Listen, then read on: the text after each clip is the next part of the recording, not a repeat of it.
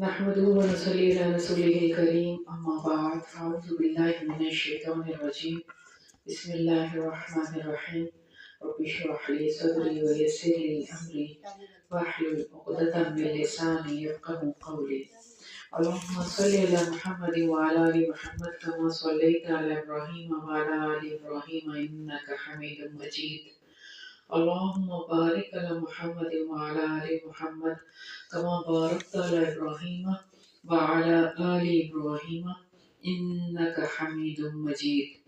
القصة من بركة الله، اللہ کی برکت کا قصہ. عن أبي هريرة رضي الله عنه قال أصاب رجل حاجة فخرج إلى البرية فقالت امرأته اللهم ارزقنا ما نتعجل وما نختبز. فجاء الرجل والجبنة والعجينة وفي التنور جنوب الشواء والرحى تطحن فقال من أين هذا؟ قال من رزق الله. فكنس ما حول الروح فقال رسول الله صلى الله عليه وسلم لو تركها لدارت أو تحنت إلى يوم القيامة. سیدنا ابو ہریرہ رضی اللہ عنہ کہتے ہیں ایک آدمی کسی ضرورت کے پیش نظر جنگل کی طرف نکل گیا. اس کی بیوی نے کہا اے اللہ ہم کو رزق دے کہ ہم آٹا گوندھ کر روٹیاں پکائیں. جب وہ آدمی واپس آیا تو کیا دیکھتا ہے کہ ٹب آٹے سے بھرا ہوا ہے. تنور میں جانور کی پسلیوں کا بھنا ہوا گوشت موجود ہے اور چکی غلہ پیس رہی ہے. اس نے کہا یہ رزق کہاں سے آ گیا؟ اس کی بیوی نے کہا یہ اللہ تعالیٰ کا عطا کردہ رزق ہے. جب اس نے ارد گرد سے چکی صاف کی تو وہ رک گئی. رسول اللہ صلی اللہ علیہ وسلم نے فرمایا اگر وہ اسے اسی حالت پر چھوڑے رکھتا تو وہ روز قیامت تک آٹا پیستی رہتی. تو معاملہ بالکل واضح ہے کہ انسان کو کیا چاہیے کہ وہ جائز اور حلال اسباب کے ذریعے رزق تلاش کرتا رہے. اللہ تعالیٰ اسباب کے کوئی وہ نہیں ہے، یعنی وہ تو مسبب الاسباب ہے نا اللہ تعالیٰ، اور وہ بغیر کسی سبب کے رزق دے سکتا ہے. اس حدیث میں سے ہم دیکھیں تو سورۃ طلاق کی آیت نمبر 3 میں جیسے کہ اللہ تعالیٰ فرماتے ہیں وَمَن يَتَّقِ اللَّهَ يَجْعَل لَّهُ مَخْرَجًا وَيَرْزُقْهُ مِنْ حَيْثُ لَا يَحْتَسِبُ وَمَن يَتَوَكَّلْ عَلَى اللَّهِ فَهُوَ حَسْبُهُ. اور جو شخص اللہ سے ڈرتا ہے اللہ اس کے لیے چھٹکارے کی شکل نکال دیتا ہے اور اسے ایسی جگہ سے روزی دیتا ہے جس کا اسے گمان بھی نہیں ہوتا. اور جو شخص اللہ پر توکل کرے گا تو اللہ اس کے لیے کافی ہو جائے گا اور وہ حسب ہو تو اس کے لیے کافی ہو جائے گا اللہ تعالیٰ. تو ہمیں بھی کیا کرنا چاہیے؟ اللہ تعالیٰ پر توکل کرنا چاہیے. اسباب اختیار کرنے ہیں لیکن توکل اللہ کی ذات پہ کرنا. یہ نہیں کہ دنیا والوں کی طرف ہی نظر لگا دیں وہ ہی کریں گے، میرا باس ہی دے گا، ایسا نہیں ہوتا. بلکہ رزق کس کے ہاتھ میں؟ اللہ کے ہاتھ میں.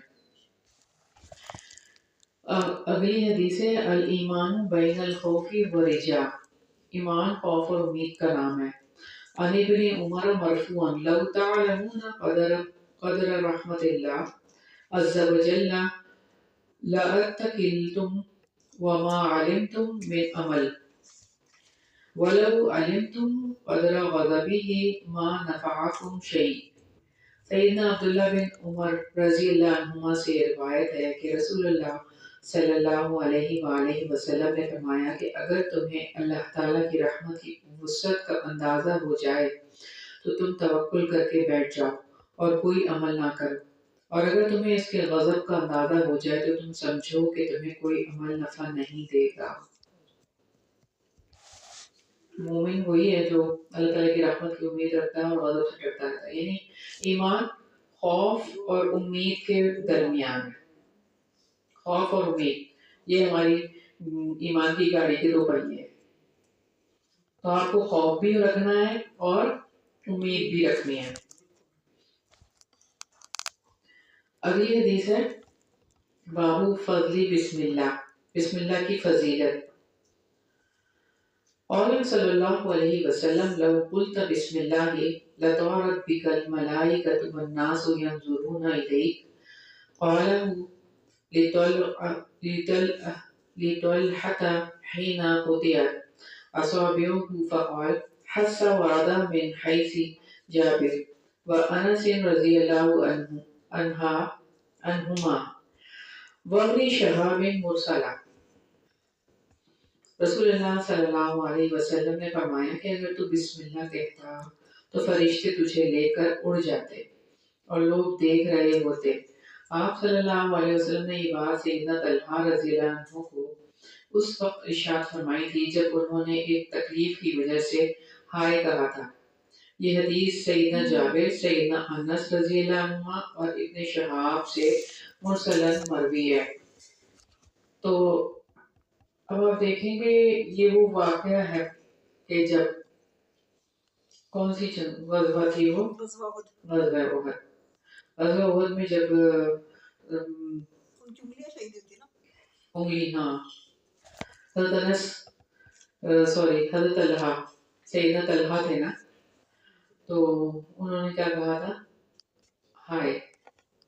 آپ صلی اللہ علیہ وسلم نے کیا فرمایا کہ اگر تم بسم اللہ کہہ دیتے تو فرشتے اوپر اٹھا لیتے، بسم اللہ تکلیف پہ۔ تو یہاں پر آپ دیکھیں کہ ہائے ہائے اور پھر یہ کہ اوہو اور تیرا بلا ہو جائے اور اس طرح کے الفاظ ہم کہتے ہیں۔ جیسے بچہ گرتا ہے تو بڑے اتنے ہائے ہائے کرتے ہیں، بڑے بھی بہت ہائے ہائے کرتے ہیں جب بیمار ہوتے ہیں۔ بے معنی الفاظ کے بجائے اگر آپ بسم اللہ کہتے نہیں بچہ کہتے تو میں بسم اللہ کہتے ہیں نا، وہ سارے کہتے ہیں یہ کیا بات ہے کہ برکت ڈالنی اس کے جیبنے میں، بسم اللہ ہی کہنا ہے، کیونکہ آپ صلی اللہ علیہ وسلم بھی جب سواری پر بیٹھتے تھے نا، آپ صلی اللہ علیہ وسلم سواری پر بیٹھتے، سواری کبھی ہچکولے کھاتی ہے کبھی کچھ، تو آپ صلی اللہ علیہ وسلم بسم اللہ، ہاں نہیں بسم اللہ، جو بسم اللہ کے ہی الفاظ آئے ہیں حدیث میں، ویسے تو حسبی اللہ بھی بہت بڑا کلمہ ہے، لیکن حدیث میں نہیں ہے بسم اللہ کہنا۔ اگر آپ صلی اللہ کا نام لینا، اللہ اکبر کہتے ہیں تو کوئی زخم لگ گیا، کوئی مطلب آپ چھری سے کام کر رہے ہیں، چھری سے کام کر ایک دم سے کٹ لگ بسم اللہ ایسے، تو وہ سارے ہی مذاق کرتے ہیں کہ تم تو مذاق آ رہا ہے، ان کو حدیث سنائے، ان کو حدیث سنائے، حدیث سنائے نا ان کو کہ یہ ہے۔ جو کہہ رہے ہیں کہ فرشتے لے کے اڑ جاتے ہیں، تو اگر فرشتے لے کے اڑ جاتے ہیں ان کی انگلیاں واپس آ جانی تھی، جیسے کم ہو جانی تھی۔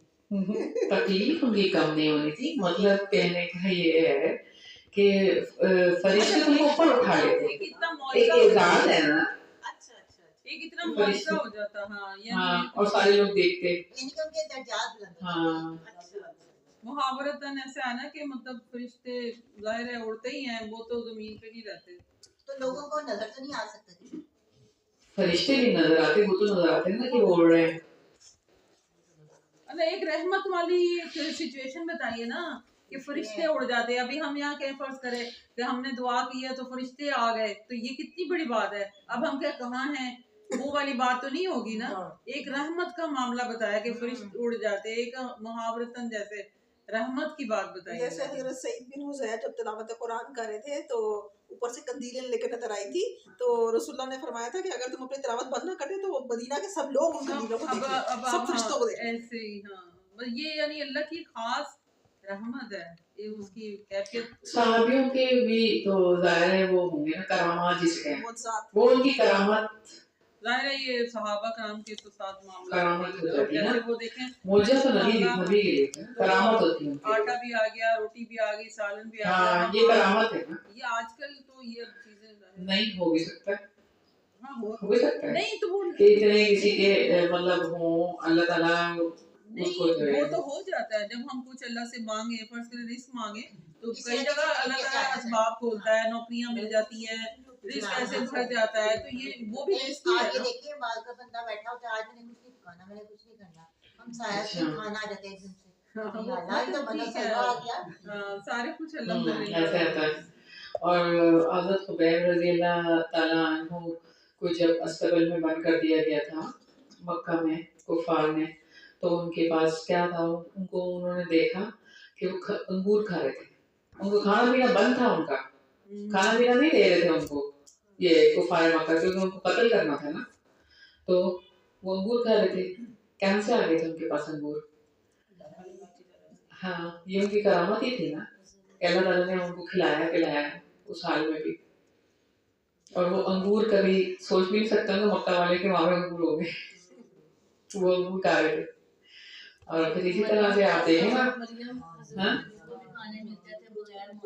کیا, ہاں وہ تو نبی کی والدہ تھیں اور اس طرح سے ہاں ان کو بھی بڑا درجہ تھا نا, ان کو بھی صحیح بات ہے کہ ملے ان کو بھی اللہ تعالیٰ نے بے موسم کے وہ پھل تو دیے. ایک طرح سے ان کو اللہ تعالیٰ نے آیات دی, نشانیاں دی, وہ تو ایک اس میں آ گئے. لیکن عام صحابہ کرام کی بھی اتنی ہم نے کتنی دیکھی ہیں کہ ان کس طرح بھر گیا کھانا, اللہ تعالیٰ کا رزق بھر گیا ان کے پاس.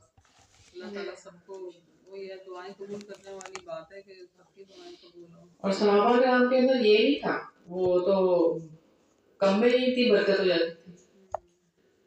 کم ہی چیز ہے, ضروری نہیں ہے کہ وافر رزق ہے. ایک مثال آپ کے سامنے آئی نا کہ ان کے پاس تو کچھ بھی نہ تھا, پھر بھی وہ آرام سے رہتے تھے. وہ کوئی ایسی بات نہیں ہوتی تھی. اصل چیز کیا ہے؟ اصل چیز تو اللہ کے ساتھ تعلق ہے نا آپ کا. اگر اللہ تعالیٰ کے ساتھ آپ کا تعلق ہے تو پھر سب کچھ ہے. اور اگر اللہ تعالیٰ کے ساتھ آپ کا تعلق نہیں ہے تو اب دنیا جہان کی چیزیں آ جائیں, کوئی فرق نہیں پڑتا. آپ کے پاس کچھ بھی نہیں, آپ فقیر ہیں, اس کا مطلب انسان خوش ہی نہیں ہوتا کسی چیز سے. سکون, اصل چیز تو سکون ہے نا. اگلی حدیث ہے القصہ فی برکت الطعام, کھانے میں برکت کا قصہ.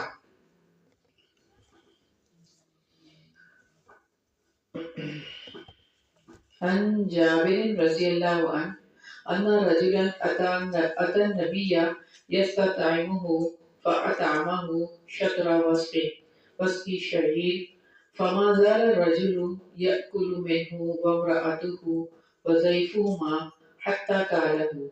فأتى النبي صلى الله عليه وسلم فقال ولو لم تكله لأكلتم منه ولقام لكم. سیدنا جابر رضی اللہ عنہ سے روایت ہے کہ ایک آدمی نبی کریم صلی اللہ علیہ وسلم کے پاس آیا اور کھانا طلب کیا. آپ صلی اللہ علیہ وسلم نے اسے جو کا آدھا وسق دیا. وہ آدمی, اس کی بیوی اور اس کا مہمان اس سے کھاتے رہے. وہ اتنا بابرکت تھا کہ ختم ہی نہیں ہو رہا تھا. ایک دن اس نے اس کا وزن کر دیا تو وہ ختم ہو گیا. پھر آپ صلی اللہ علیہ وسلم کے پاس آیا اور آپ صلی اللہ علیہ وسلم نے فرمایا اگر تو اس کا وزن نہ کرتا تو تم کھاتے رہتے اور تمہارے لیے باقی رہتا. اگر ہو سکے تو گھر میں استعمال کی جانے والی اشیاء کو تولا یا ناپا نہ جائے اور بسم اللہ پڑھ کر اللہ تعالیٰ کی ہر نعمت استعمال کی جائے. ہر طرح غیر محسوس انداز میں برکت ہوتی رہتی ہے. اس حدیث میں نبی کریم صلی اللہ علیہ وسلم کی برکت اور معجزے کا ذکر ہے. ایک وسق میں 60 سا ہوتے ہیں اور ایک سا کا وزن 2 کلو 100 گرام ہوتا ہے. اس طرح آدھا وسق تقریباً 31 کلو گرام کے برابر ہوا. اتنا زیادہ تو دیکھیں نا کہ 31 کلو تو 60 کلو 31 کلو گرام کے برابر آدھا وسق. 30 کلو 50 گرام 60 کلو نہیں بننا چاہیے.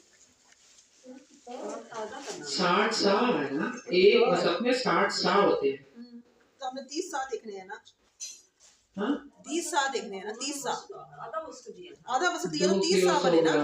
30 سا بنے نا, تو 30 کو 2 کلو سے مٹ کریں گے نا ملٹیپلائی. 30 کو 2 سے کیا تو 60 یہاں کلو. 31 لکھا ہے جو لکھا ہوا وہی پڑھ رہی ہوں میں, آپ کی تھوڑی بول رہی ہوں. یہ لکھا ہوا انہوں نے ایسے تو نہیں بتایا ہوگا. کیا ہے وہ بازار سے لاتے ہیں کہ اتنے کلو گوشت نہیں آئے ایسے کر لیں، وہ تو ناپا نپایا سارا کچھ لیتا ہے. وہ لے کر تو آتے ہیں نا یہ اتنا، وہ لا کے آپ رکھتے تو ہے نا، اسٹور کرتے ہیں نا، اب جو میں اسٹور کیا ہے نا اس کو نہیں ناپنا، اس کو نہیں ہمیں تولنا، گھر میں نہیں تولنا، اس کو نہیں ناپنا آپ نے یعنی اور نہ تولنا اس کو. یہ ایک ہمارے دین میں طریقہ بتایا کہ ہم جیسے کہ لوگ ہوتے ہیں نا، ہمیں اتنے نفع ہوا اس کو گنیں گے، اتنے پیسے ہمارے پاس جمع ہو گئے، گنتے بھی ہیں بار بار نکال کے الماریوں میں سے کیا پیسے گننا ہے کہ اتنے ہمارے پاس جمع ہو گئے. یعنی اللہ تعالیٰ اس سے برکت ختم بھی اور میں آپ کو بتاؤں میں نے خود اس چیز کو آزمایا ہے. میں پیسے رکھے ہوئے تھے اور میں اس میں سے نکال کے جو ہے استعمال کر رہی تھی، پتہ بھی نہیں چل رہا تھا. جس دن میں نے وہ پیسے گنے نا 2 دن میں چٹنی ہو گئی، ختم ہو گئی. ایسا ہوتا ہے. یعنی یہ ہم ایک چھوٹی سی چیز آزما لیں، اللہ تعالیٰ یعنی دین میں ایک چھوٹا سا وہ بتایا نا کہ گننے سے برکت ختم ہو سکتی ہے. اور جب روٹیاں بنانے لگے بندہ آدمی گنتا ہے، ہاں بھی اتنے بندے ہیں، اس سے تھوڑی سی نہیں وہ اور چیز ہے، وہ نہیں روٹیاں تو آپ دیکھیں وہ تو ضائع تو نہ کرنی ہے، وہ اور چیز ہے. جیسے آپ کوئی چیز گنتے ہو نا کہ آپ کے پاس اتنے جمع ہو گئے، یا کسی کو دینے کے وقت جو چیز دیتے ہو ہاں. خوشی سے جو مطلب ہاں اس کو اس میں گنو بھی نہ، اس کو دیکھو نہ یہ اتنی دینے لگی ہوں اتنی دینے لگی ہوں، جتنی آپ دینا چاہتے ہو بسم اللہ پڑھ دیں.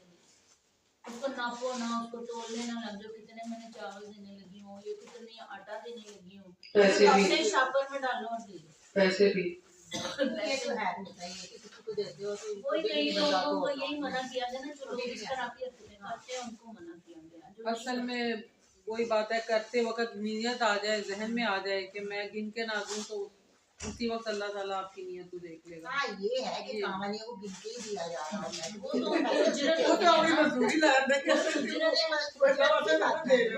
لیکن بہرحال یہ ایک بھی ٹپ ہے نا میری، ہم جیسے چھوٹی چھوٹی چیزوں میں ٹپس ہوتی ہیں، آپ نے کھانا کیسے اچھا بنانا ہے، ریسیپیز میں ٹپس ہوتی ہیں، اس طرح یہ برکت کی ایک اللہ تعالیٰ نے مثال دی ہے نا کہ آپ گنو نہ چیزوں کو، بس سمجھنے کی بات ہے کہ مطلب نہیں گننا چاہیے واقعی. میرے سسٹر تو کہیں جاتے تھے نا، کسی بچے کو کوئی پیداوار دینا، پاکٹ میں ہاتھ ڈالا ایسے کر کے دے، وہ نہیں وہ دے انہوں نے کبھی یہ نہیں کیا تھا کہ میں بڑے پہلے والے لوگوں کی اور بات ہے. ایسے تو کرا دیا، شادی کے دن ہے تب ایسے دے دیا. اللہ تعالیٰ وہ کتاب آپ لے لیں، اٹھا لیں، اس میں آپ کی کتاب ہے نا، نکالیں پڑھیں.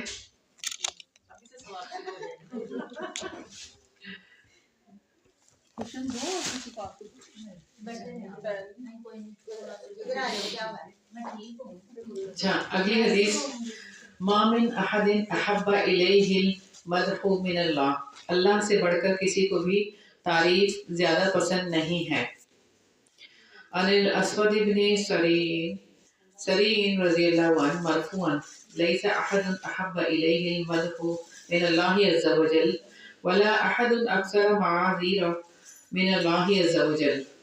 سیدنا اسود بن سری رضی اللہ عنہ سے روایت ہے کہ رسول اللہ صلی اللہ علیہ وسلم نے فرمایا، اللہ ہی ہے جسے سب سے زیادہ تعریف پسند ہے اور اللہ ہی ہے جو سب سے زیادہ عذر قبول کرنے والا ہے. تو تعریف اور توصیف، حمد و ثنا اور مدح و ستائش کی اصل مستحق ذات کون ہے؟ اللہ تعالیٰ کی ذات ہے. لیکن ہم کتنی تعریف کرتے ہیں اللہ تعالیٰ کی؟ سبحان اللہ، یہ تو اللہ کی تعریف کرے. سبحان اللہ تو ذکر ہے، ٹھیک ہے. الحمدللہ، الحمدللہ اللہ کی تعریف ہے، صبح شام کے اذکار جو کیونکہ بہت تعریفیں اللہ کی، ہر دعا میں تعریفیں ہیں. اور آپ دیکھیں گے جب ہم سو کے اٹھتے ہیں تو کیا پڑھتے ہیں؟ وہ تعریف ہے، ٹھیک ہے. اور کھانا کھانے کے بعد تعریف ہے، لباس پہننے کے بعد کھانا کھانے سے اور جب کھانا کھانے کے لیے بیٹھیں گے کوئی بھی نعمت ہو اس وقت پہ الحمدللہ اور اللہ تعالیٰ کا ذکر اور اللہ تعالیٰ کا شکر، جتنا شکر ہوگا. اور تعریف ہے نا یہاں پر تو اللہ کی تعریف کریں، اللہ تعالیٰ پسند کرتے ہیں تعریف کو. اور اس کے علاوہ شکر بھی آ جاتا ہے اس کے اندر. حمد کے دو معنی ہے نا، ایک ہاں تعریف اور شکر دونوں ہے نا. تو اس میں یہ ہے کہ آپ شکر کیسے ادا کرتے ہیں؟ زبانی بس نہیں نہیں اس کا عمل کر کے بھی کیسے؟ وہ اپنی جو نعمتیں اللہ نے دی ہیں وہ لوگوں کو غریبوں کو دو اور اللہ کے راستے میں خرچ کرو. اللہ کی دی ہوئی نعمتوں کو اللہ کے راستے میں استعمال کرو. اللہ کے راستے میں استعمال کرنا اور نافرمانیوں سے بچنا. اور آپ یعنی آپ کی آنکھ برا نہ دیکھے، یہ اللہ کا شکر ہوگا. اور اگر آپ کی آنکھ برا دیکھ رہی ہے پھر اللہ کی ناشکری ہے. آپ کے کان برا نہ سنے، اگر سن رہے ہیں تو اللہ کی ناشکری ہے. یہ بھی نا آپ صلی اللہ علیہ وسلم اتنی عبادت کرتے تھے کہ پیر سوج جاتے تھے کہ ان سے سوال کیا آپ کیوں اتنی افلا شکورا، کیا میں شکر گزار بندہ نہ بنوں؟ تو ہمیں ہر وقت اس کو یاد. تو دن آپ کے اتنے پیارے دن آئے ہوئے ہیں، سردیوں کے دن، خوبصورت دن اور راتیں. تو دن میں روزہ اور رات میں قیام، تو یہ ضرور اس پہ کریں. لمبی راتیں اور ٹھنڈے روزے، کیونکہ فجر اتنی دیر میں ہوتی ہے. ہاں 5:20-25 میرا خیال ہے نا، 25 تک چلا گیا ٹائم. تو 5 بجے بھی اگر آپ سیری کر لیں. آج کل ماشاء اللہ روزہ رکھنے کا بہت آئیڈیل ٹائم ہے. چھوٹے روزے ہیں نا بڑے آرام سے پورے ہو جائیں گے انشاءاللہ. آپ لوگ دیکھ ویسے بھی نقلی روزے بھی جس کے ہو بھی چکے ہیں. پہلے کی جو آج کل تو آسان ہے نا اٹھنا بھی، تو دیر سے ہی اٹھنا ہے. گرمیوں میں تو آپ کی نیند پوری ہونی چاہیے نا. فجر ہی 3 بجے 3:30 بجے ہوتی ہے. گرمیوں میں لیٹے ہو جو وہ 2 گھنٹے کے بعد اٹھنا ان کا کام ہوتا ہے. دعا کریں اس کے لیے نا، اس کے لیے اللہ سے دعا کریں. جب آپ دعا کریں گی نا تو انشاءاللہ آپ کو اللہ تعالیٰ ضرور آسانی کرے. بعد کا نا ہاتھ منہ پہ لیا ہوتا ہے تو الارم کی آواز ہی اللہ اوپر کی لگاتی ہے میں نا تو میری فوراً کھل جاتی. ایک دفعہ کیا ہوا میوزک سے کھلی نہیں، میوزک بج گیا اس کا. دیکھو اللہ تعالیٰ کے کام کے اللہ اوپر سے اٹھ جاتا ہے بندہ. اچھا پہلے کی جو روایات سے آپ صلی اللہ علیہ وسلم مطلب یہ کہ پتہ چلتا ہے کہ آپ صلی اللہ علیہ وسلم کی جو امت ہے نا اس کو حمادون کے نام سے بھی پکارا گیا ہے. ہم جو ہیں ہم کرنے والی امت ہے یہ حمادون کے، کیونکہ سب سے زیادہ حمد کرنے والی الحمدللہ ہماری جو مطلب ہے کہ ہم جو امت ہیں آپ صلی اللہ علیہ وسلم کی پہلے کی امتوں سے کتنی الحمدللہ، بس جنت میں بھی سب سے زیادہ آپ صلی اللہ علیہ وسلم کی امت کے لوگ انشاءاللہ سب سے زیادہ آپ صلی اللہ علیہ وسلم کی امت کی ہوگی. اچھا اگلی حدیث ہے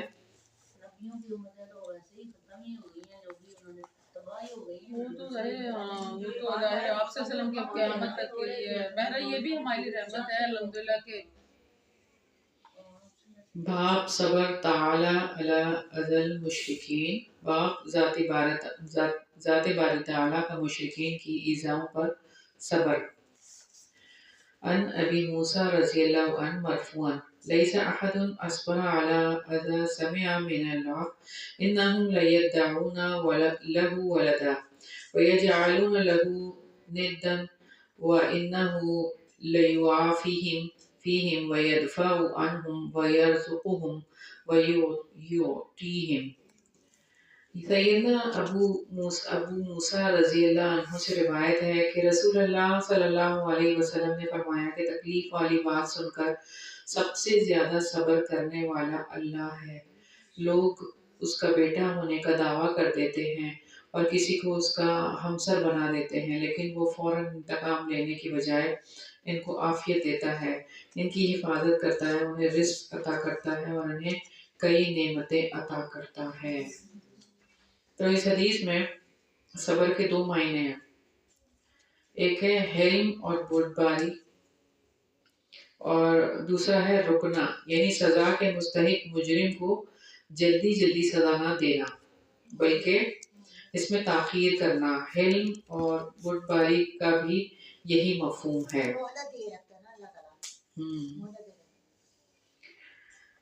یعنی لوگ اللہ تعالیٰ کے حق میں شرک کر کے سنگین جرائم کا ارتکاب کرتے ہیں لیکن وہ پھر بھی ان پر انعامات کی بارش کرتا رہتا ہے. اس حدیث مبارکہ سے یہ بھی معلوم ہوا کہ محض دنیاوی نعمتوں کو اللہ تعالیٰ کے راضی ہونے کی علامت نہ سمجھا جائے بلکہ جو معیار قرآن اور حدیث میں پیش کیا گیا ہے اس کی روشنی میں اللہ تعالیٰ کی رضامندی اور ناراضگی کا اندازہ لگایا جا سکتا ہے. یہ علیحدہ بات ہے کہ مسلمان نعمتوں کی وجہ سے اللہ تعالیٰ کا شکریہ ادا کرتا رہا کرے. تو دنیا کی نعمتوں سے کیا ابھی آپ نے بتایا دنیا کی جو نعمتیں ہیں نا ان سے اندازہ نہیں لگایا جا سکتا کہ وہ اللہ تعالیٰ کے آپ سے راضی ہیں کہ نہیں، بلکہ قرآن اور حدیث کی جو میں پیش کیا گیا ہے اس کی روشنی میں اللہ تعالیٰ کی رضامندی اور ناراضگی کو دیکھا جائے. یعنی آپ کو زیادہ سے زیادہ نیکیاں کرنے کے مواقع مل رہے ہیں کہ نہیں مل رہے، آپ کی نمازیں پراپر ہو رہی ہیں کہ نہیں ہو رہی. ایسا تو نہیں نمازیں چھوٹ رہی ہیں. آپ کا صدقہ آپ کا جا رہا ہے، آپ دے رہے ہیں یا رک گیا ہے، یا آپ کے مطلب اور بھی چیزیں آپ دیکھیں کہ جس چیز کا اللہ تعالیٰ نے حکم دیا ہے وہ آپ کے سارے ہو رہے ہیں پراپر کہ نہیں ہو رہے. اور اگر ہو رہے ہیں تو اس کا مطلب اللہ تعالیٰ راضی ہے. اور اگر اس کے اندر کمی بیشی ہو رہی ہے تو آپ کو چیک کرنے کی ضرورت ہے کہ میرے اندر کہاں کمی ہو گئی ہے، کیا کوتاہی ہوئی ہے مجھ سے. توبہ کریں، محاسبہ کریں. جب میں گئی ہوں نا ابھی لاسٹ ٹائم انگلینڈ، تو مجھے یہ بات اتنی اچھی طرح سمجھ آئی کہ جو وہاں پہ لائف ہے نا کوالٹی لائف ہے، نعمتوں کی بھرمار ہے. اتنی ایسی نعمتیں ہیں کہ آپ آنکھ اٹھاؤ تو آپ کو آسمان بھی ایسا لگتا ہے کہ آپ دیکھو تو مطلب انسان وہ رہ جاتا ہے. ایک خوراک کیا ہے، اور کافی اتنی یعنی کفر اتنا کچھ گند وہاں پہ ہے، اور ان کو اللہ نے اتنا کچھ دیا ہوا ہے. تو وہ کیا مطلب ہے، وہ اللہ کی نعمت کہ وہ رحمتیں اڑا رہے ہیں. وہ تو کوئی وہ پھر ہم اس کو سمجھتے ہیں کہ اس کا پاس اللہ نے بڑا رزق دیا، اس کو بڑی اولاد دی ہے، اس کی اولاد فرما بردار ہے، اس کا گھر بڑا خوبصورت ہے، اس کے پاس حسن بہت ہے، اور اللہ بڑا اس سے راضی ہے. تو یہ سب چیزیں وہاں پہ دنیا سجن المومن یہ چیزیں وہاں والجنت الکافر. کہ آپ ننگی ننگی عورتیں دیکھو، ایسا لگتا ہے جیسے ہاتھ سے کسی نے ان کو بنایا ہوا ہے، ایسی ایسی پھر رہی ہیں. تو وہ کیا ہے، اور ان کے گھر دیکھو تو میں کہوں کہ جنت کیسی خوبصورت ہوگی. ایسے باہر پودے لگے ہوئے ہیں کہ ان کے کلر ہی میں کیا بتاؤں آپ کو. ایسے اللہ نے ان کو گھر دیے ہوئے، ایسی ان کے پاس حسن ہے، مال ہے. تو کیا اور آسمان دیکھو تو آسمان سے نظر نہ نیچے ہٹے جہاں وہ کافر بس رہے. تو یہ نعمت نہیں تو ہے. صلی اللہ علیہ وسلم نے یہی تو بتایا نا کہ یہ دنیا تو کافر کے لیے جنت ہے نا، مومن کے لیے خیر خانہ. سسٹم دیکھو تو وہ مطلب وہاں بلا شبہ، لیکن وہی بات ہے کافروں کو اللہ نے اتنا دے دیا. لا یغرنک تقلب الذین کفروا فی البلاد، اللہ نے کہا نا. تو ان کی طرف دیکھیں گے. ہم لوگ سب یہ ہمارے لیے یہی ہے، اس میں سبق ہے کہ ہم لوگ مال دیکھ کے یا نعمتیں دیکھ کے یہ نہ سمجھیں کہ اللہ اس سے راضی ہو گیا، اس پر بڑا اللہ نے. بے شک وہ ہے فضل اور رحمت ہوتی ہے، لیکن کس میں اللہ کی رحمت ہے کس میں نہیں اللہ کو پتا ہے. آزمائش میں بھی رحمت ہوتی ہے. اور یہ اللہ نے کہا کہ جس کو وہ چاہے دے، جس کو چاہے نہ دے، جس کو چاہے رزق دے، یہ اس کی مرضی ہے. ظاہر ہے وہ مالک ہے، اس نے دنیا بنائی، ایک ایک چیز بنائی، اور یہ اس کی ایک سمجھ لو کہ صفت ہے کہ وہ جو چاہتا ہے جس کو دیتا ہے. اس میں کسی کی کوئی کرامات بازی نہیں ہو سکتی. ہم کہیں گے ہم بہت عبادت گزار ہیں اس لیے ہمیں اللہ نے یہ دے دیا. پتہ نہیں اللہ تعالیٰ کو کس وقت ہماری کون سی چیز بری لگ جائے، پتہ نہیں اللہ تعالیٰ کس کو کس وقت کس کی کس چیز سے راضی ہو جائے. یہ چیزیں جو ہے نا یہ آزمائش کے لیے، امتحان کے لیے ہیں. جو اگر اللہ تعالیٰ نے کسی کو دیا بھی ہے اور اللہ تعالیٰ نے کسی کو نہیں بھی دیا، اس کا موازنہ اس کو آپ کمپیئر نہیں کر سکتے ایمان کے ساتھ. آپ نہیں سمجھ سکتے کہ ایمان کس کا زیادہ ہوگا. لیکن بس وہ ہے کہ ایمان کی کچھ شکلیں ہیں کہ آپ اللہ کی فرما برداری کر رہے ہیں، یہ نہیں ہے کہ آپ نافرمانی کی بھی شکلیں نظر آ جاتی ہیں. کوئی انسان جھوٹ ہی بولے جا رہا ہے، کوئی انسان حرام حلال کی تمیز ہی نہیں کر رہا، کسی کو حیا بے حیائی کا فرق ہی نہیں پتا، وہ چیزیں بھی صاف ظاہر ہے. اور کوئی فرائض ہی نہیں پورے کر رہا، یہ چیزیں تو صاف ظاہر ہیں. ایمان تو بہرحال نظر آتا ہے، لیکن اندر کا حال تو خیر اللہ ہی جانتا ہے نا. اگلی حدیث ہے بابو من لبث الحلقۃ من المرض، جس نے بیماری سے بچنے کے لیے کڑا پہنا. عن عمران بن حسین انه رأى رجلا في غزده حلقة من صفر فقال له ما هذه؟ قال نعت لي من الواهنة. قال अमा लम मुद्दा वहिया अलैका वुक्किलता इलैहा قال قال رسول الله صلى الله عليه وسلم ليس منا من تطير أو تطير له أو تكهن أو تكهن له أو سحر أو سحر له. سیدنا عمران بن حسین رضی اللہ عنہ نے ایک آدمی کے بازو میں پیتل کا چھلا دیکھا اور پوچھا یہ کیا ہے؟ اس نے کہا یہ کمزوری کی وجہ سے ہے. انہوں نے کہا اگر اس چھلے کو پہنے ہوئے تجھے موت آ گئی تو تجھے اسی کے سپرد کر دیا جائے گا. رسول اللہ صلی اللہ علیہ وسلم نے فرمایا کہ جس نے برا شگون لیا یا اس کے لیے برا شگون لیا گیا یا اس نے کہانت کی یا اس کے لیے کہانت کی گئی یا جس نے جادو کیا یا جس کے لیے جادو کیا گیا وہ ہم میں سے نہیں ہے. وہ مسلمان ہی نہیں. تو آپ سوچ رہے ہیں کہ یہ چیزیں کرنا اور یہ کہنا کہ اس کی وجہ سے یہ ہوگا. کسی کی وجہ سے یہ ہوتا ہے تو اللہ کی وجہ سے ہوتا ہے. جیسے 13 کے ہندسوں کو منحوس سمجھنا، کالی بلی راستہ کاٹ گئی ہے، ہاں یہ ساری کبا بیٹھ گیا برا شگون یہ سارے کبا بیٹھ گیا تو مہمان آئے گی، ایسی باتیں نہیں اکثر سوچنی چاہیے. لوگوں نے یہ کڑے وغیرہ پہنے ہوتے ہیں. کڑے دھاگے باندھے ہوتے ہیں، وہ دھاگے باندھنا. دھاگے نہیں باندھنے چاہیے. عورتیں کیا چیز؟ اس میں ہاں اسی میں یہ تعویذ یہ اس میں تعویذ کا ذکر نہیں ہے، لیکن وہ اس میں شامل ہے. تعویذ پہنا تو شرک ہے. اس کی ایک الگ بھی حدیث آتی ہے تعویذ کے بچوں بارے کو بدی رسول اللہ نے حسین حسن کو نہیں بنایا تھا. نہیں تو کس نے بتایا؟ نہیں تو نہیں. اچھا جی یہ تو تعویذ تو بعد کے دور کی ایجاد ہے، بعد کے دور کی ایجاد ہے. اور اس میں قرآن کی آیتیں لکھ کے لٹکا لینا.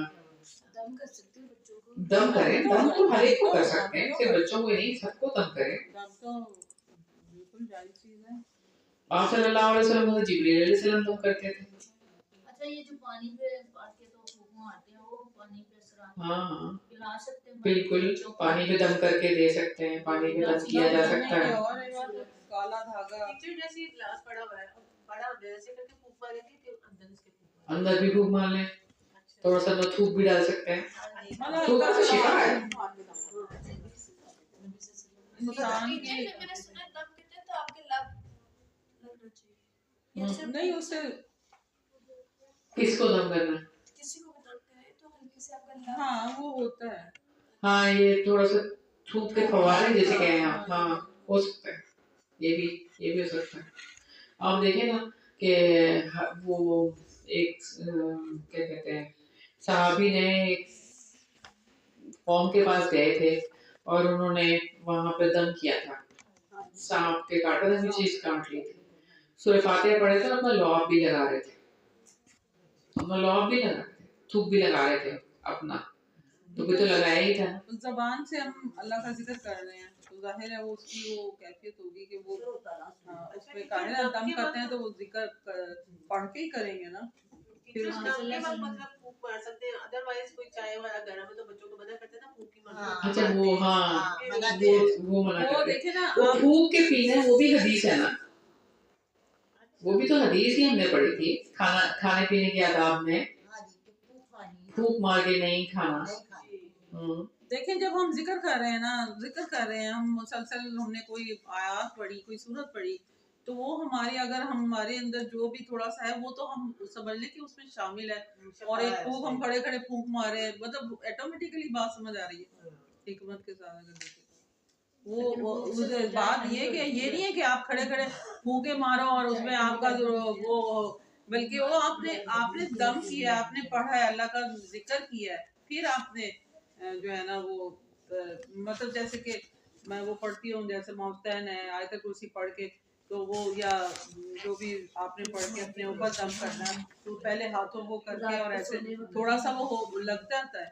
لیکن اب یہ تو نہیں ہے میں کھڑے کھڑے ماروں گے میرا اس میں لعاب لگے، وہ والی کیفیت ہی اور اتنا آپ نے پڑھا ہے پیچھے اس میں آپ کا تھوک بھی شامل ہو گیا، زبان بھی شامل ہو گئی. چراغ بھی نہیں بجا سکتے پھونک مار کے. چراغ آج کل کس کے پاس ہے لیکن چراغ یہ بات تو نہیں ہے کہ چراغ نہیں جا سکتے. مجھے نہیں پتا. چراغ کو یہ ہے کہ بسم اللہ پڑھ کے بجھانا ہے آپ نے. پہلے تو چراغ ہوتے تھے نا, ان کو کیسے بجھاتے تھے؟ آج کل لائٹیں پہ تو کچھ چراغ چیزیں لے کے ایک چیز لے کے اس کے اوپر رکھ دیتے ہیں, کچھ چیز لے کے اس کے اوپر. بسم اللہ پڑھ کے, ہاں, لیکن وہ یہ ہے کہ بسم اللہ پڑھ کے آپ نے چراغ بجھانے ہیں. رات کو جیسے لائٹ بند کرنی ہے, بسم اللہ پڑھ کے دروازہ بند کرنا ہے, بسم اللہ پڑھ کے. کہیں پڑھا ہے کوئی نہیں پڑھا چراغ کا ویسے بجانا ہے باجی, ہمیں چراغ کے بارے میں تو کوئی نہیں.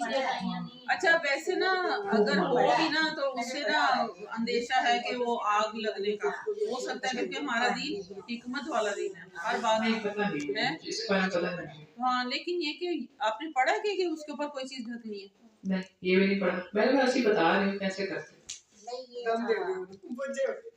نہیں وہ آکسیجن کم ختم ہو ہاں جی, آکسیجن ختم ہو جائے گی تو بجھ جائے گا آٹومیٹکلی.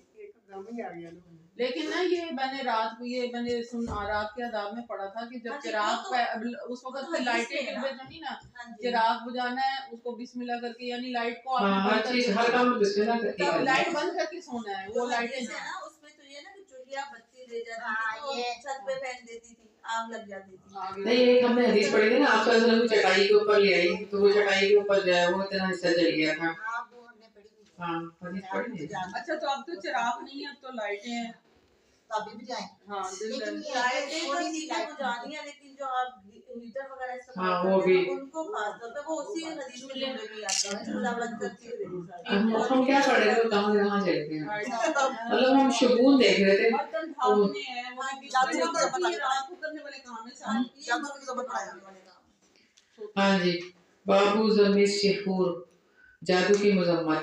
عن ابن عباس مرفوعا لیس منا من سحر او سحر له او تکہن او تکہن له او تطیر او تطیرہ له. سیدنا عبداللہ بن عباس رضی اللہ عنہ سے روایت ہے کہ رسول اللہ صلی اللہ علیہ وآلہ وسلم نے فرمایا کہ جس نے خود جادو کیا یا اس کے لیے جادو کیا گیا, یا جس نے کہانت کی یا اس کے لیے کہانت کی گئی, یا جس نے بدفال لی یا جس کے لیے بدفال لی گئی, وہ ہم میں سے نہیں ہے. جو لوگ بھی مختلف ہتھ کنڈوں کے ذریعے مستقبل کا فیصلہ پیش کرتے ہیں, مثلا کاہن, نجومی, فال لینے والا, دست شناس وغیرہ وغیرہ, شریعت مطہرہ نے ان کے پاس جانے, ان کی باتوں کی طرف توجہ دھرنے اور ان کی تصدیق کرنے سے منع فرمایا. جانے سے بھی منع فرمایا, جانا بھی نہیں ہے. آپ کو پتہ ہے جی نجومی جو پامس جس کے ہیں, اور ہاتھ دکھانا دست شناس وہ بھی پامسٹ ہی ہے نا, ستاروں کی جانب. صحیح ہے. اور یہ ہمیں جانے کی ضرورت نہیں ہوتی, جو آپ کا ہفتہ کیسا گزرے گا, آج کا دن کیسا گزرے گا, یہ اسی میں شامل ہے. ان چیزوں پر ایمان نہیں لے کر آنا, ہوروسکوپ وغیرہ جو ہے ہاتھوں میں ہوتی ہیں, اور سٹارز وغیرہ کے بارے میں ان چیزوں پہ نہیں مان لانا. اور یہ اتنی زیادہ معاشرے میں یم لڑکیاں کالج اسکول کی تو بہت زیادہ لڑکیاں فالو کرتے ہیں. اب تو نہیں ہوتا, اب تو نہیں کرتے ہیں. آپ کا یہ سٹار ہے, آپ کا یہ سٹار میں آتا ہے, وہ اسپیشل پروگرام چلایا ہوا ہے کہ بدھ والے دن ماش کی دال آپ نے کرنی ہے, کوئی باہر ایسا شرک پھیلا رہے ہیں وہ, کیا کہتے ہیں ماش کی دال صدقہ کریں, آپ یہ کریں وہ کریں, ایسی چیزیں بتاتے ہیں. میڈیا کو آپ وہیں کے پہ فلاں سٹار کے لیے یہ والا سٹار بھاری ہے, وہ کہتے ہیں یہ والا سٹار آپ کے لیے بھاری ہے, یہ ہفتہ بھاری ہے, پتہ نہیں کیا. نہیں, وہ تو سب اخبار آپ دیکھیں آج کا دن کیسا گزرے گا, پورا ایک تو دن پھر کا. یہ دیکھ لینا آپ کہ وہ ہم میں سے مسلمان نہیں نہیں ہے, وہ پھر ہم میں سے نہیں. اب ہم میڈیا کو دیکھیں کہ اسی میں وہ تو قرآن ہمارے بچوں کو وہ ظاہر ہے پہلے تو وہ اسکول کالجز میں چلے گئے, یہاں پہ بھی یہ بے دین بنا رہے. اور آپ دیکھیں کہ یہ بات سورہ بنی اسرائیل ہم نے پڑھے تھے, سورہ بنی اسرائیل کی آپ لوگ بھی جا کے نا یہ والی آیت ضرور پڑھیے گا, آیت نمبر 64 لکھ لیں آپ کے پاس. آیت نمبر 64 تفسیر آپ لوگوں نے سب نے سننی ہے, کہ جس میں شیطان کی بات ہے کہ وہ کس طریقے سے ہمارے مال لے رہا ہے اور ہماری اولادیں لے رہا ہے. اور آپ لوگ ڈر جائیں گے, خوف آئے گا, یہ کیا ہو رہا ہے ہم لوگوں کے ساتھ, کہ کس طرح سے ہمارے مال لے لیتا ہے وہ، اور کس طریقے سے ہمارے اولادیں لے لیتا ہے۔ شیطان کو ہر وقت مطلب یاد رکھنا، جس طرح ہم کہتی ہوں، کیونکہ جب اللہ نے آدم علیہ السلام اور اماں ہوا کو جنت سے زمین کو اتارا، ساتھ میں شیطان بھی آیا، اور وہ ازل تک رہے گا جب تک قیامت نہیں آئے گی۔ ہم اس کو بہرحال یہ اللہ تعالیٰ نے رکھا ہے، لیکن یہ کہ ہمارا امتحان نہیں ہے، تو ہم نے کس طریقے سے بچنا ہے، تو ضرور آپ لوگوں نے اس کی تفسیر سننی ہے، ٹھیک ہے؟ میں گروپ پر پوچھوں گی سنی ہے کہ نہیں سنی،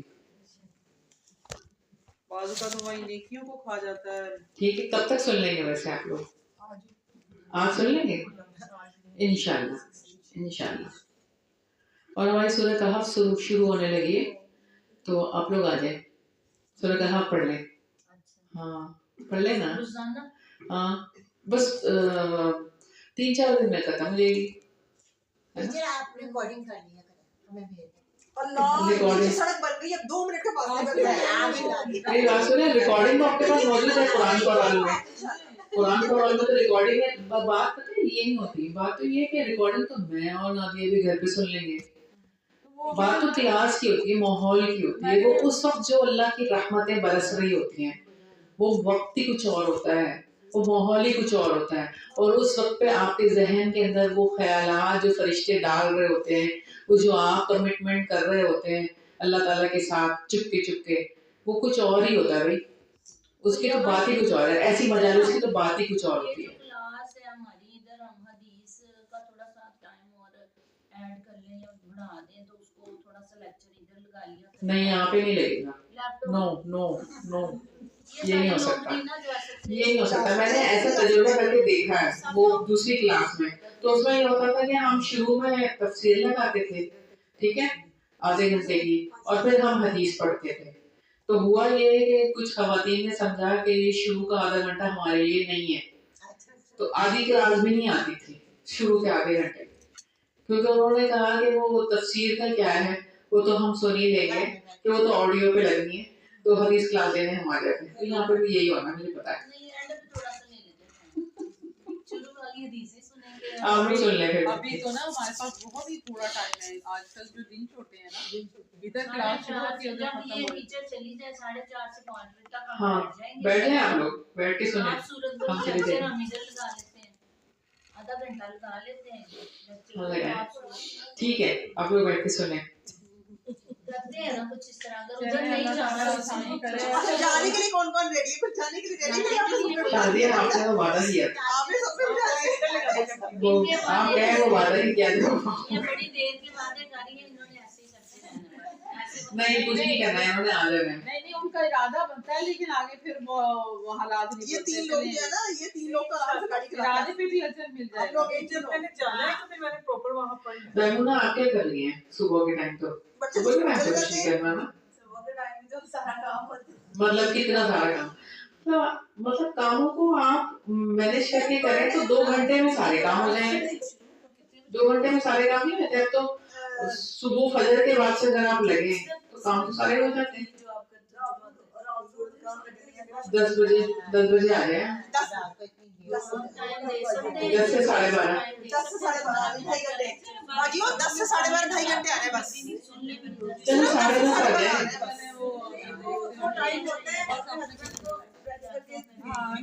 چلو ٹھیک ہے۔ تو وہ جب قلم سے لکھتے تھے تو آواز آتی ہے، تختی پہ لکھتے تو جس اسٹوڈنٹ کی آواز آتی تھی نا جیسے، تو وہ اٹھ جاتے تھے پڑھانے والے، کہتے تھے یہ جو میں پڑھا رہا ہوں یہ پتہ نہیں اس کی لکھنے کی آواز کی وجہ سے کتنے لوگوں نے نہیں لکھا ہوگا وہ لفظ، یعنی ان کانوں میں وہ آواز گئی ہی نہیں ہوگی، تو ایسے ہی ہمارے ساتھ ختم، بالکل آواز خلاص اب کلاس ہی نہیں ہو سکتی کیونکہ آواز آ رہی ہے، کلاس کیسے ہو سکتی ہے؟ وہ پتہ نہیں کون سے اسٹوڈنٹ کو اٹھا کے پھینکوا دیتے تھے، حبشی جو تھے، جو کلاس میں کیا کرتے تھے،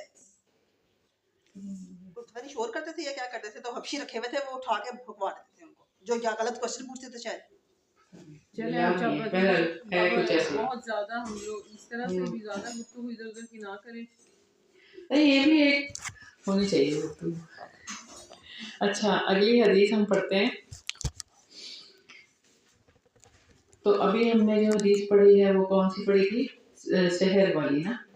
اگلی حدیث ہے لیسا حاضر تخیلات من النفاق، یہ خیالات نفاق نہیں ہیں۔ عن انس رضی اللہ عنہ قال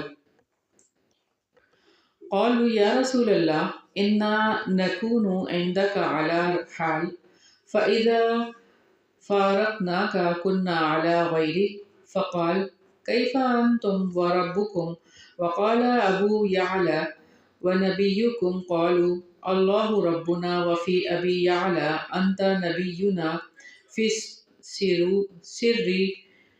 السر والعلانية قال ليس ذاكم النفاق۔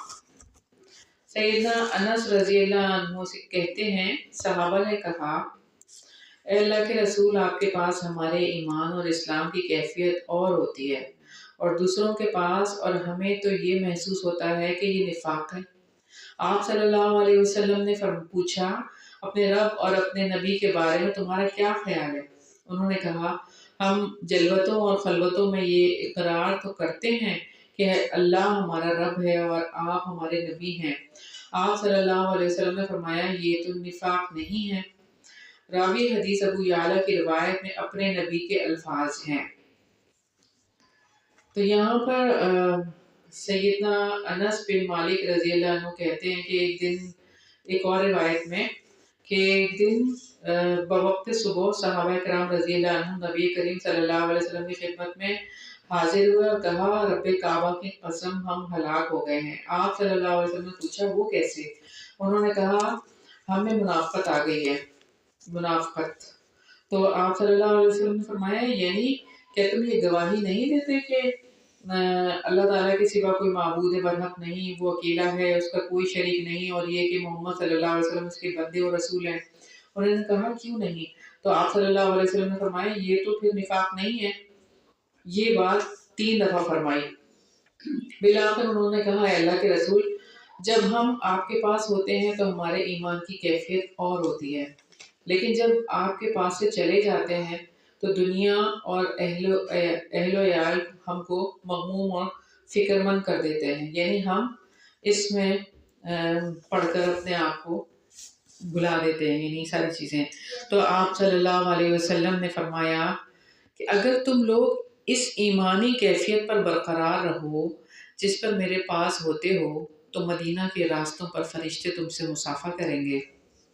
اس حدیث کا تقاضا یہ ہوا کہ حالات اور ظروف سے متاثر ہونے یا نہ ہونے سے ایمان میں کمی بیشی واقع ہوتی رہتی ہے۔ بہرحال اس کیفیت کو نفاق سے تعبیر نہیں کیا جا سکتا۔ یہ بھی معلوم ہوا کہ نیک لوگوں کی مجلسیں بڑی بابرکت ہوتی ہیں۔ ابھی جیسے ہم بتا رہے تھے کہ وہاں جاتے ہیں تو کچھ اور فیلنگز ہوتی ہیں اور اس طرح سے، تو یہ وہی والی بات ہے کہ وہ ماحول جب آپ کے پاس ہوتا ہے تو وہ ماحول کی وجہ سے جو ہے وہ یہ ساری جو ہے ہو جاتی ہے تبدیلی، لیکن اس سے یہ نہیں کہہ سکتے ہم کہ یہ نفاق ہے، یہ نفاق نہیں ہے، بلکہ کیا ہے ایمان بڑھتا بھی ہے اور گھٹتا بھی ہے۔ تو امام بخاری نے اس کا ایک باب بھی بانا ہے کہ ایمان کا گھٹنا اور بڑھنا۔ تو اس سے کیا پتہ چلتا ہے ایمان کبھی آپ کا ہائی ہو جائے گا اور کبھی آپ کا، جیسے کہ ECG رپورٹ دیکھیے آپ نے رمضان کے مہینے میں، لیکن اس میں یہ ہے نا کہ ہم آپ وسلم کی مجلس سے باہر ہوتے تھے تو وہ ایسی کیفیت ہوتی، پھر مجلس میں آتے تھے پھر ایمان بڑھتا تھا۔ اگر آپ سب کچھ چھوڑ کے ہی الگ ہو جاؤ گے تو اس میں تو پھر وہ کیفیت جم جائے گی۔ ایمان بڑھے گا تو جب بڑھے گا کہ ابھی نماز شروع کی فوراً اللہ یاد آ گیا، جیسے کوئی اور نیکی کا کام کیا، یہ سب چیزیں، یا مجلس ہے یا قرآن پڑھا تو گھٹے گا بڑھے گا۔ لیکن اگر ہم سب یہ چھوڑ کے اگر بیٹھ گئے اور سوچیں گے کہ ہمارا کوئی بات نہیں، ہم کون سے نفاق پہ ہیں، تو وہ تو پھر کیفیت آپ کی وہیں پہ رہے گی، تو آپ پھر وہ تو اللہ معاف کرے پتہ نہیں کہاں سے کہاں ایمان جائے گا۔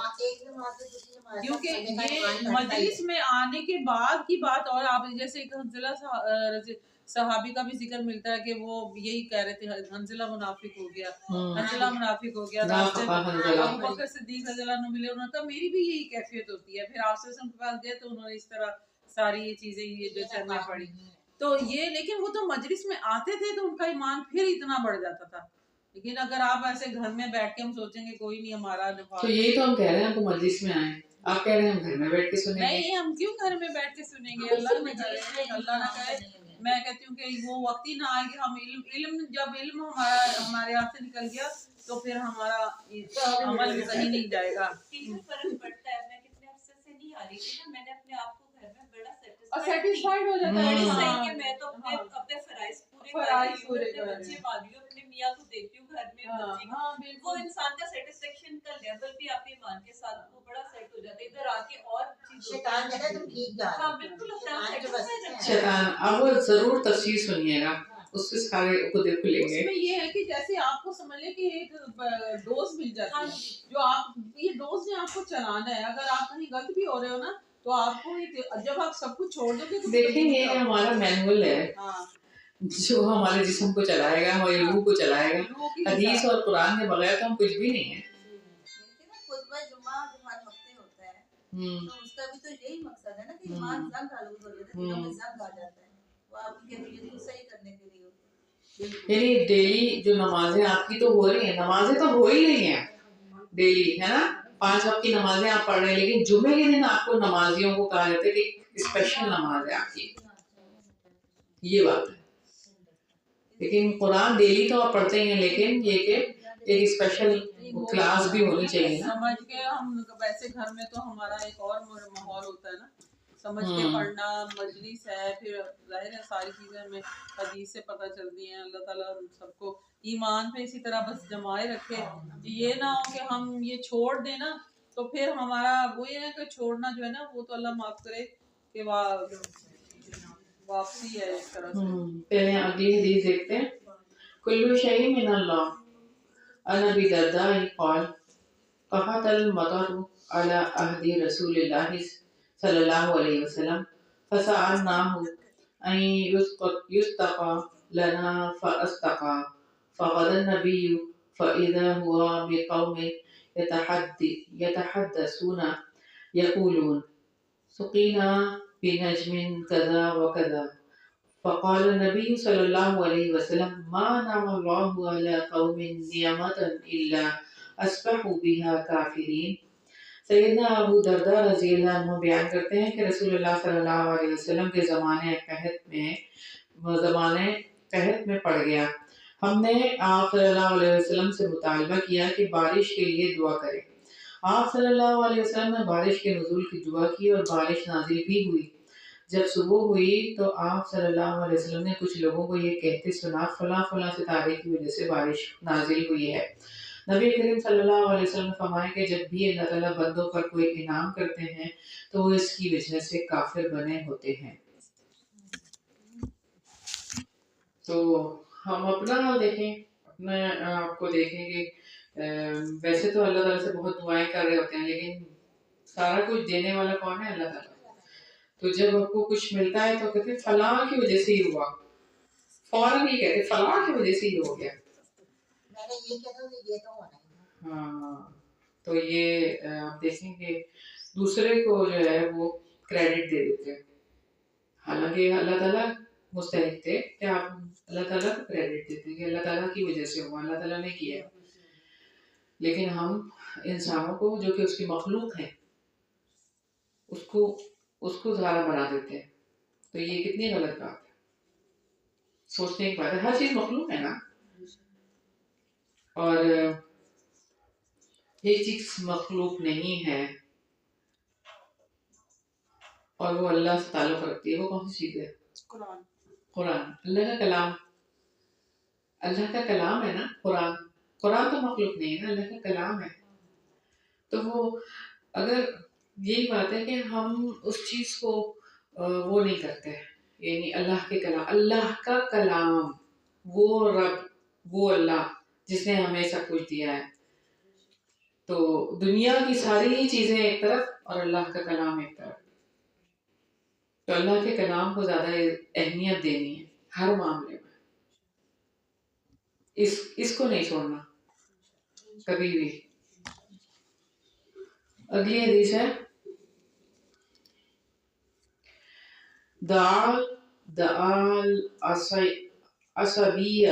عصبیتی جہالہ. عصبیت کی طرف بلانا جہالت ہے.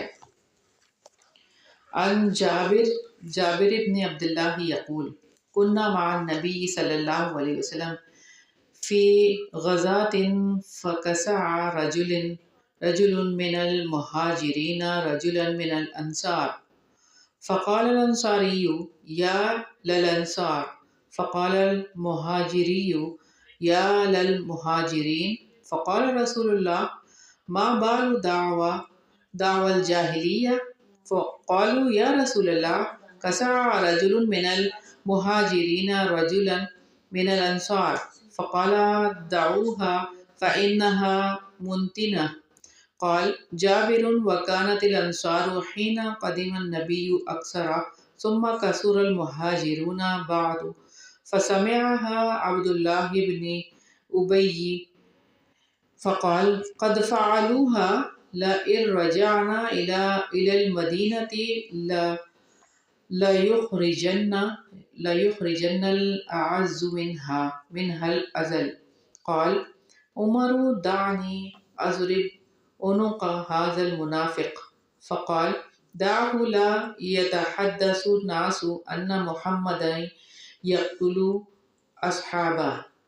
سیدنا جابر بن عبداللہ رضی اللہ عنہ کہتے ہیں کہ ہم ایک غزوے میں نبی کریم صلی اللہ علیہ وسلم کے ساتھ تھے. ایک مہاجر نے ایک انصاری کے سرین پر ہاتھ یا لات ماری. انصاری نے خاندانی غیرت اور حمیت کا مسئلہ سمجھ کر انصار کو یوں پکارا او انصاریو، اور مقابلے میں مہاجر نے کہا او مہاجرو. رسول اللہ صلی اللہ علیہ وسلم نے سن کر فرمائی جاہلیت کی پکاریں کیسے؟ انہوں نے کہا اے اللہ کے رسول، ایک مہاجر نے ایک انصاری کو چھیڑا ہے، اس کی وجہ سے یہ للکاریں شروع ہو گئی. آپ صلی اللہ علیہ وسلم نے فرمایا ان نسبتوں کو ترک کر دو، یہ گندی ہیں. سیدنا جابر کہتے ہیں جب نبی کریم صلی اللہ علیہ وسلم مدینہ میں تشریف لائے تو انصار کی تعداد زیادہ تھی، بعد میں مہاجرین کی تعداد بھی بڑھ گئی. جب عبداللہ بن ابی ابی منافق نے یہ بات سنی تو اس نے کہا کیا یہ لوگ اس حد تک پہنچ گئے ہیں؟ جب ہم مدینہ کی طرف واپس جائیں گے تو ہم عزت والے ان ذلیلوں کو مدینہ سے نکال دیں گے. سیدنا عمر رضی اللہ عنہ نے کہا اے اللہ کے رسول مجھے اجازت دیجیے، میں اس منافق پر سر قلم کر دیتا ہوں. آپ صلی اللہ علیہ وسلم نے فرمایا رہنے دو، کہیں لوگ یہ کہنا شروع نہ کر دیں کہ محمد صلی اللہ علیہ وسلم اپنے صحابہ کو بھی قتل کر دیتا ہے. شریعت نے ہی نہ انصار و مہاجرین کے لیے انصار و مہاجرین کے نام پسند فرمائے، لیکن جب یہی نسبتیں عصبیت، بے جا حمایت، بے جا برتری، فرقہ پرستی یا گروہ بندی یا اس طرح سے خاندانی غیرت اور حمیت کی سبب بن جائیں تو ان کو قابل مذمت قرار دیا جاتا ہے.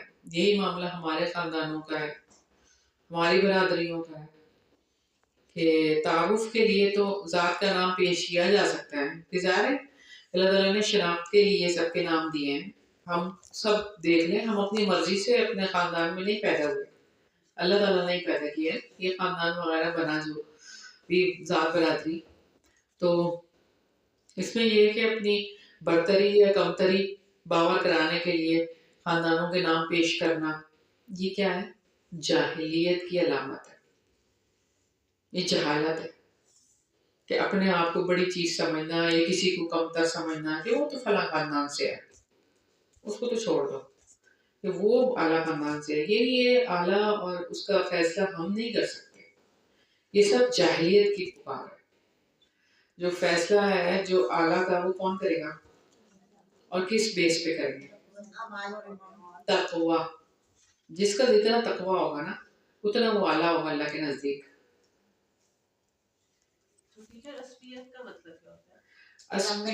تعصب یہ کہ میں تو اچھا ہوں اور یہ تعصب کرنا نا، کسی گورے کو، کسی کالے پر، کسی اجمی کو، کسی ادبی پر کوئی فوقیت نہیں ہے. سوائے تقویٰ والی کون سی آیت ہے وہ کہ اللہ کو بہت زیادہ محبوب ہے؟